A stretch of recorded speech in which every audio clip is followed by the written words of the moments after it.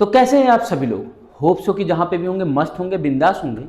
और जैसे ही आपकी केमिस्ट्री का पेपर एग्जाम आपका कंप्लीट हो गया है, वैसे ही आप लोग अब फोकस्ड हो गए होंगे अपने बोर्ड के एग्जाम पे। जैसा कि 23 ऑफ फेब को हमारा आईसीएसई बोर्ड का केमिस्ट्री का एग्जाम था, तो वो उनका कंप्लीट हो चुका है। अब अगर सीबीएसई बोर्ड की बात करें तो 27 या 28 को उनका एग्जाम है। उसके बाद 9 ऑफ मार्च को आपका मैथ्स का एग्जाम है, जिसके लिए आप लोग अब प्रिपेयर हो रहे होंगे धीरे धीरे। अब उस धीरे धीरे को एकदम फुल फ्लेज में लाने के लिए हम आपके साथ आ गए हैं उस टॉपिक को लेके जिस टॉपिक में बच्चे को सबसे ज़्यादा परेशानी होती है और बोर्ड में बार बार पूछे जाने वाला टॉपिक है। जिस टॉपिक का नाम क्या है? प्रोबेबिलिटी। प्रोबेबिलिटी क्या होती है, कैसे हम इसको लेके आती है, ये सारी चीज़ें आपने क्लास 9 से इंट्रोडक्शन इसका पढ़ना शुरू कर दिया था। क्या होता है प्रोबेबिलिटी? तो प्रोबेबिलिटी आपने कहा किसी भी चीज़ के होने की जो चांस होती है, किसी भी चीज़ की जो होने की चांस होती है, इसको हम क्या कहते हैं? प्रोबेबिलिटी कहते हैं। जैसे कि 9 मार्च को आपका मैथ्स का एग्जाम होगा, इसके होने की जो चांस है इसको हम क्या कहेंगे? प्रोबेबिलिटी कहेंगे। अब आपने ये भी पढ़ा था क्लास 9th में, क्लास 10th में कि किसी भी इवेंट की जो प्रोबेबिलिटी होती है वो ग्रेटर देन 0 और स्मॉलर देन 1 होती है, और 0 से कभी छोटी नहीं हो सकती और 1 से कभी बड़ी नहीं हो सकती। अगर कोई भी इवेंट की प्रोबेबिलिटी 0 है तो उसको हम क्या कहते हैं? Impossible event. और किसी भी इवेंट की प्रोबेबिलिटी अगर 1 है तो इसको हम क्या कहते हैं? Sure event.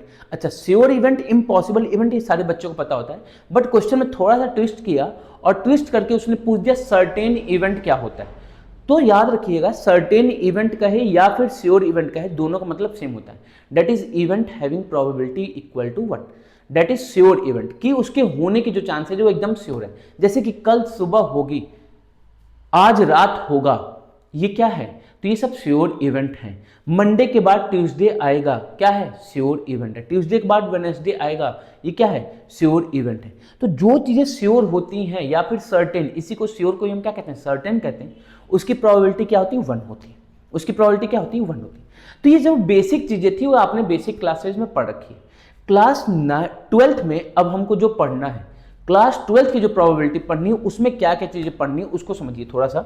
हमारा क्लास 12th का ऑब्जेक्टिव क्या है, क्लास 12th का जो हमारा ऑब्जेक्टिव है वो क्या है, उसको थोड़ा सा ध्यान से समझिएगा कि क्लास 12th में हमको क्या क्या चीजें पढ़नी है और इस चैप्टर के पढ़ने के बाद हम किन किन चीजों के लिए एलिजिबल हो जाएंगे, क्या क्या चीजें हमको आने लगेंगी। तो हम बात करते हैं अपने ऑब्जेक्टिव की कि इस चैप्टर के एंड के बाद हमको क्या क्या चीजें आएंगी। तो पहली चीज आपको कि कंडीशनल प्रोबेबिलिटी समझ में आ जाएगा कि कंडीशनल प्रोबेबिलिटी क्या होती है। उसके बाद मल्टीप्लिकेशन रूल ऑफ प्रोबेबिलिटी भी आपको समझ में आ जाएगा कि ये टॉपिक क्या होती है। फिर उसके बाद इंडिपेंडेंट और डिपेंडेंट इवेंट के बीच में डिफरेंस क्या होती है उसके बारे में जानेंगे। फिर उसके बाद कंडीशनल प्रोबेबिलिटी का यूज करके हम बेस थ्योरम के बारे में जानेंगे, जो सबसे ज्यादा इंपॉर्टेंट टॉपिक है। उसके बाद हमारा क्या है? Random variable. और उसके बाद हम रैंडम वेरिएबल में ही प्रोबेबिलिटी डिस्ट्रीब्यूशन पढ़ेंगे, और प्रोबेबिलिटी डिस्ट्रीब्यूशन बनाने के बाद हमको उसका मीन और वेरिएंस फाइंड करने के लिए पता करना होगा, जो कि मीन और वेरिएंस जो फाइंड करने के लिए होता है ये हमारे आईसीएसई बोर्ड में पूछा जाएगा, सीबीएसई बोर्ड की टॉपिक नहीं है। तो ये हमारा बेसिकली क्या है? ऑब्जेक्टिव है इस चैप्टर का, कि इस चैप्टर के बाद हमको क्या पढ़ना है। तो जो सबसे पहला टॉपिक है वो क्या है? Conditional probability. अब कंडीशनल प्रोबेबिलिटी में अगर हम बात करें तो कंडीशनल प्रोबेबिलिटी में जो सबसे पहली चीज आपको जानना है वो जानना है रैंडम एक्सपेरिमेंट। ये क्या होता है भैया? रैंडम एक्सपेरिमेंट क्या होता है? तो मान लीजिए जिसके बारे में आपको नहीं पता है, जैसे मान लीजिए आपने डाइस थ्रो किया तो कुछ भी आ सकता है। क्या आ सकता है? कुछ भी आ सकता है। तो एक ऐसा एक्सपेरिमेंट जिसके आउटकम के बारे में आप प्रिडिक्ट नहीं कर सकते हैं, या जो प्रिडिक्ट करना वो कुछ सर्टिनिटी के साथ होनी चाहिए एक्सपेरिमेंट करने से पहले, तो ऐसे एक्सपेरिमेंट को हम क्या कहते हैं? Random variable. जैसे मैंने कहा कि डाइस को हमने थ्रो किया तो 2 आ सकता है, इसकी प्रोबेबिलिटी क्या होगी? तो आपने भी देखिए 2 आ सकता है, नहीं भी आ सकता है। इसकी प्रोबेबिलिटी जो हम फाइंड करेंगे इसी को हम क्या कहते हैं? Random experiment. क्या करेंगे? Random experiment. मतलब कि हमने एक्सपेरिमेंट किया बट हमको नहीं पता है कि क्या आएगा डाइस पे, इसको हम क्या कहते हैं? Random experiment. अब हमको जो पढ़ना वो पढ़ना है कंडीशनल प्रोबेबिलिटी। क्या होती है कंडीशनल प्रोबेबिलिटी? समझिए कि किसी भी एक्सपेरिमेंट में 2 चीजें आपके पास होंगी। याद रखिएगा, किसी भी एक्सपेरिमेंट में आपके पास 2 चीजें होंगी। क्या? तो पहला आपके पास इवेंट होगा ए, पहला इवेंट क्या होगा? ए, और दूसरा इवेंट क्या होगा? बी। अब इन दोनों इवेंट को एसोसिएट करेंगे हम रैंडम एक्सपेरिमेंट के साथ। मतलब कि स्टार्टिंग में हमको नहीं पता कि इसमें क्या आउटकम आने वाला है, ये हमको नहीं पता। अब हम कहेंगे कि हमको चाहिए किसी भी एक इवेंट के होने की चांस, किसी भी एक इवेंट के होने की चांस। जैसे मैंने कहा कि ए के होने की चांस चाहिए with the condition B.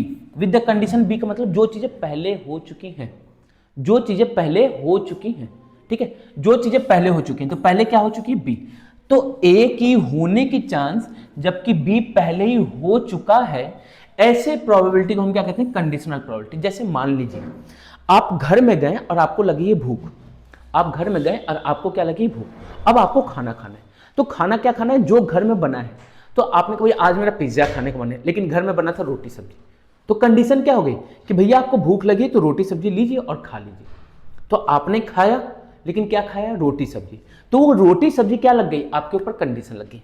Second example देखिए, मान लीजिए आपको खेलने का मन किया और आप मम्मी से गए पूछने के लिए, मम्मी ने कहा जाओ बेटा खेल लो, तो बेटा एकदम खुश हो गया कि मैं जा रहा हूँ खेलने, और जैसे ही घर से बाहर निकलने वाला था वैसे ही पापा ने रोक दिया और कहा कि खेलना है तो घर के अंदर खेलो। तो अब कंडीशन क्या लग गया कि आप खेल सकते हैं, बट कंडीशन क्या लग गया कि अब आपको उस घर के अंदर ही खेलना है। तो मैंने कहा कि आप खेल रहे हैं तो कहाँ खेल रहे होंगे, तो आपने कहा भैया खेल रहे हैं, डेट मीन्स घर के अंदर खेल रहे होंगे। खा रहे हैं तो क्या खा रहे होंगे, रोटी सब्जी खा रहे होंगे। डेट मीन्स कि जो हमारे पास बड़ा सा सैंपल स्पेस था, बड़ा सा सैंपल स्पेस था, कंडीशन लगने के बाद वो सैंपल स्पेस क्या हो गया, छोटा हो गया। डेट इज कंडीशन जो लगा उसके ऊपर डिपेंड हो गया। तो that will be denoted by P of A slash B, P of A slash B. इसको पढ़ा कैसे जाता है, तो probability of A with condition B. कैसे पढ़ा जाता है, तो इसको पढ़ा जाता है probability of A with condition B. ये बात आपको समझ में आई, और डिनोट कैसे करते हैं, P of A slash B. इतनी चीजें जब आपको समझ में आ गई तो हम अब आगे थोड़ा सा मूव फॉरवर्ड करेंगे कि भैया अब इसमें क्या है। तो इसमें अगर हम बात करें तो क्या होता है, समझिए बात को। तो ये क्या होगा, तो याद रखिएगा जो कंडीशन लगनी चाहिए, जो कंडीशन लगनी चाहिए वो इम्पॉसिबल नहीं हो सकता। वो क्या है, इम्पॉसिबल नहीं हो सकता है। अब अगर हम बात करें कि probability of A with condition B क्या होता है, तो आपने कहा probability of A with condition B जो है that will be number of cases favourable to A intersection B.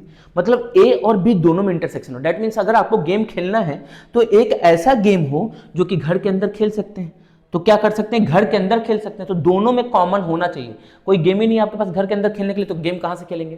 तो इसलिए घर के अंदर, और किसके रिस्पेक्ट में, तो जिसके रिस्पेक्ट में बात किया गया कंडीशन, कंडीशन क्या है बी, तो बी के रिस्पेक्ट में, सच दैट कि जो प्रोबेबिलिटी ऑफ बी होगा वो नॉट इक्वल टू 0।